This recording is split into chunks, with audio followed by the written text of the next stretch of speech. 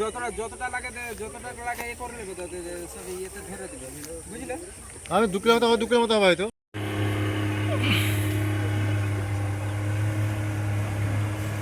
মঙ্গলবার সকাল প্রায় 7টা থেকে বাড়ির ছেলেটা নিখোঁজ।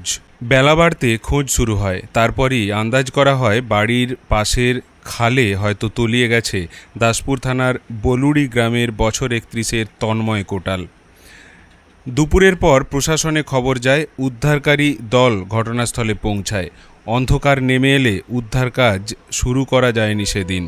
আজ বুধবারের সকাল থেকে উদ্ধারকারী দল স্পিডবোট নিয়ে নাড়াজোলের বলুড়ি গ্রামের তন্ময়ের বাড়ির পাশের দনাই খালে নেমেছে।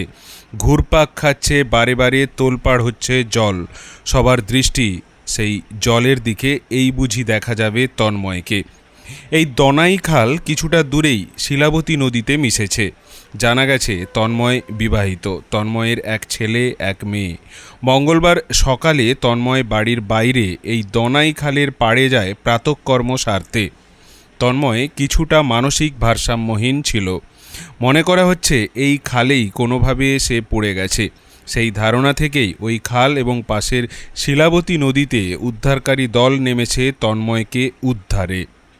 আমাদের তন্ময় কোটাল, অনুমান করা হচ্ছে যে সকাল 7টা, 7:30 নাগাদ যথারীতি ঘুম থেকে উঠে যে প্রাতঃ কাজ সে সাধারণত বাইরের দিকেই সারে, কালকে যথারীতি সেইভাবেই আসছিল। অনুমান করা হচ্ছে যে নদীর তীরে প্রাতঃ কাজ সারতে আসছিল এবং তারপর থেকেই তাকে খুঁজে পাওয়া যাচ্ছে না।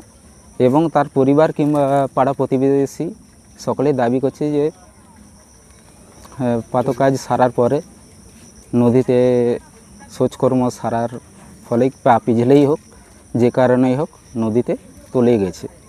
সেই কারণে কাল থেকে উদ্ধার কাজ চলছে। এখনও পর্যন্ত আমাদের কাছে কোনো ফাইনালি রিপোর্ট পাচ্ছি না কিংবা দেখতেও পাচ্ছি না যে তার বডি পাওয়া যাচ্ছে কি না, সেটা আমরা এখনও অবধি খুঁজে পাচ্ছি না।